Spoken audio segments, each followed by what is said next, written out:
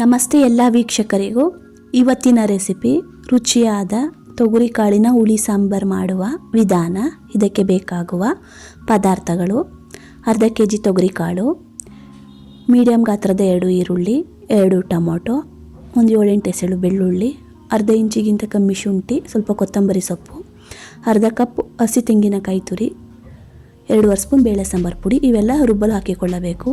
ನಂತರ ಒಗ್ಗರಣೆಗೆ ಸ್ವಲ್ಪ ಬೆಳ್ಳುಳ್ಳಿ, ಒಂದು 4 ಒಣಮೆಣಸಿನಕಾಯಿ, ಸ್ವಲ್ಪ ಕರಿಬೇವು, ಹಚ್ಚಿಟ್ಟುಕೊಂಡ ಒಂದು ಈರುಳ್ಳಿ, ಒಂದು ಟೊಮೊಟೊ, ಮಿಕ್ಸಿ ಜಾರಿಗೆ ರುಬ್ಬಲು ತೆಗೆದುಕೊಂಡ ಎಲ್ಲ ಪದಾರ್ಥಗಳನ್ನು ಹಾಕಿಕೊಳ್ಳಬೇಕು.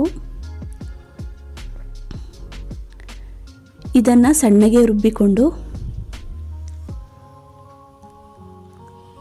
ನಂತರ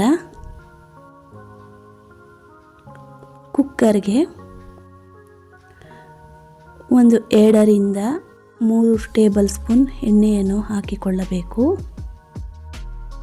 ಎಣ್ಣೆ ಬಿಸಿಯಾದ ಮೇಲೆ ಅದಕ್ಕೆ ಅರ್ಧ ಸ್ಪೂನ್ ಸಾಸಿವೆ ಹಾಕಿ, ಸಾಸಿವೆ ಸಿಡಿದ ಮೇಲೆ ಬೆಳ್ಳುಳ್ಳಿ, ಒಣಮೆಣಸಿನಕಾಯಿ, ಕರಿಬೇವನ್ನು ಹಾಕಿ, ಬೆಳ್ಳುಳ್ಳಿ ಸ್ವಲ್ಪ ಕಂದು ಬಣ್ಣ ಆಗುವವರೆಗೂ ಹುರಿದುಕೊಂಡು ನಂತರ ಹಚ್ಚಿಟ್ಟುಕೊಂಡ ಈರುಳ್ಳಿ, ಟೊಮೊಟೊವನ್ನು ಹಾಕಿ ಫ್ರೈ ಮಾಡಿಕೊಳ್ಳಬೇಕು.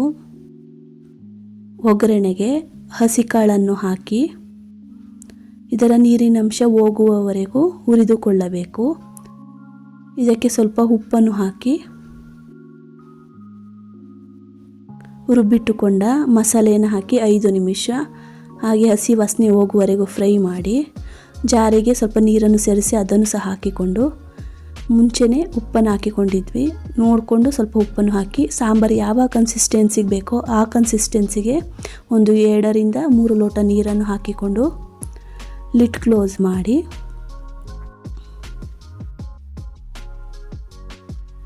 ಕಾಳು ಬಲ್ತಿದ್ರೆ 2 ವಿಷಲ್ ಕೂಗಿಸ್ಕೊಂಡ್ರೆ ಸಾಕು, ಇಲ್ಲ ಅಂದರೆ 3 ವಿಷಲ್ ಕೂಗಿಸ್ಕೊಳ್ಳಿ.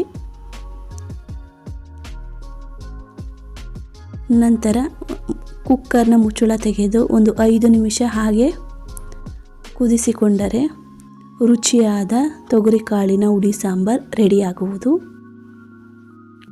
ಈ ಸಾಂಬಾರು ಮುದ್ದೆ ಮತ್ತು ಅನ್ನಕ್ಕೆ ಬಹಳ ರುಚಿಯಾಗಿರುತ್ತದೆ. ಈ ರೆಸಿಪಿ ನಿಮಗೆ ಇಷ್ಟವಾದಲ್ಲಿ ಲೈಕ್ ಮಾಡಿ, ಶೇರ್ ಮಾಡಿ. ಬೇರೆ ರೆಸಿಪಿಗಾಗಿ ಕಮೆಂಟ್ಸ್ ಮಾಡಿ.